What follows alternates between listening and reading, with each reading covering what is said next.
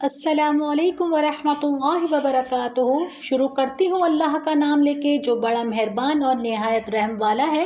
आज हम मज़ेदार खुशबूदार पुलाव बनाएंगे। ये इतना झटपट बनता है, सिर्फ आपके पास छोले उबले हुए होना चाहिए, फिर आप इस पुलाव का कमाल देखेगा। इस पुलाव को बनाने के लिए ज़रा भी देर नहीं करेंगे, आए बनाना स्टार्ट करते हैं।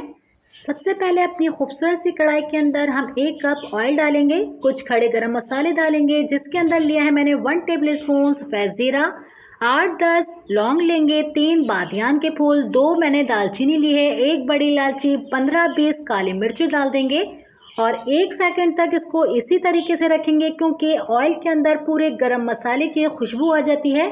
साथ ही हम 2 तेज़ पत्ते डाल देंगे और हल्के हल्के हाथ से गरम मसाले को मिक्स करेंगे तो देखिएगा कलर बिल्कुल चेंज हो जाएगा। सारे गरम मसाले की खुशबू हमारे ऑयल के अंदर आ जाएगी। 1 मैंने प्याज लिया है जिसकी कटिंग कर ली है, 1 प्याज डालेंगे और प्याज को भी हमें लाल नहीं करना, सिर्फ हम प्याज को सॉफ्ट करेंगे, इसका कच्चापन बिल्कुल ख़त्म हो जाएगा। तो इसके अंदर हम डालेंगे 1 टेबल स्पून लहसुन अदरक का पेस्ट डाल देते हैं। 3 मैंने टमाटर लिए हैं, बड़े साइज़ के टमाटर थे जिसकी मैंने कटिंग कर ली है। टमाटर डालेंगे इसके अंदर, अच्छी तरीके से तीनों चीज़ों को हम मिक्स कर लेंगे। टमाटर इतनी देर में हमारे सॉफ्ट हो रहे हैं इसके अंदर, जब तक हम अपने खुशबूदार मसाला एक तैयार करेंगे। वो किस चीज़ों से बना है जल्दी से नोट कर लीजिए। जिसके लिए मैंने लिया है 1/4 टीस्पून जायफल जौतरी ली है, 1 टीस्पून काली मिर्चों का पाउडर, 1 टीस्पून इलायची पाउडर, 1 टीस्पून पिसा हुआ गरम मसाला, 1 टीस्पून सौंफ ली है जिसको बारीक सा मैंने पीस लिया है, 1 टीस्पून चाइनीज़ नमक, सबको मैंने मिक्स कर लिया है। ये मसाला तैयार हो गया। अब इस मसाले को हम अपने पुलाव के अंदर डालेंगे और आप देखिएगा मैंने कोई हरी मिर्ची नहीं डाली है, इसी से इतना मज़ेदार फ्लेवर निकल के आएगा। अब हम इसके अंदर 2 टेबल स्पून भरकर नमक का डालेंगे। मैं पानी का नमक भी अभी साथ डाली हूँ, अगर कम लगेगा तो और डाल देंगे। अच्छी तरीके से इसको हम मिक्स कर लेते हैं। जैसे ही हमारे मसाले के अंदर टमाटर सॉफ्ट हो जाएंगे, हम इसके अंदर 2 गिलास पानी डालेंगे। हमने बासमती चावल लिए हैं, इसको 15 मिनट पहले भिगो दिया था। पानी के अंदर उबाल आ जाएगा तो सारे चावल हम इसके अंदर डाल देंगे और इस बात का आप ख़ास ख्याल रखा करें, जब चावल भीगे हुए होते हैं हम पानी के अंदर डालते हैं तो हल्के हाथ से हिलाना चाहिए।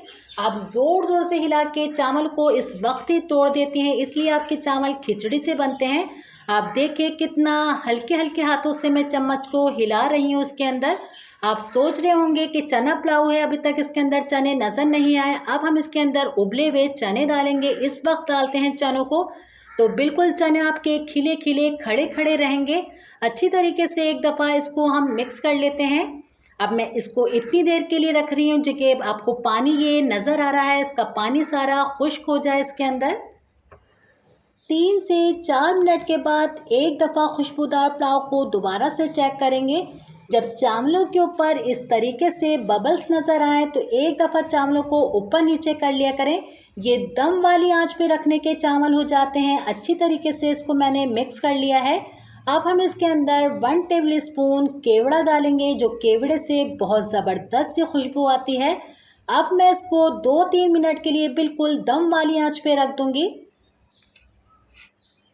माशाल्लाह से अब हम इसको चेक करते हैं, जो मज़ेदार सी हमारे पुलाव की खुशबू आ रही है। ये देखिए कितना सिंपल सादा सा हमारा पुलाव तैयार हो चुका है।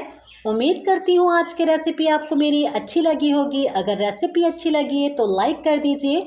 इंशाल्लाह ऐसे ही मज़ेदार सी नई रेसिपी लेके आती रहूँगी।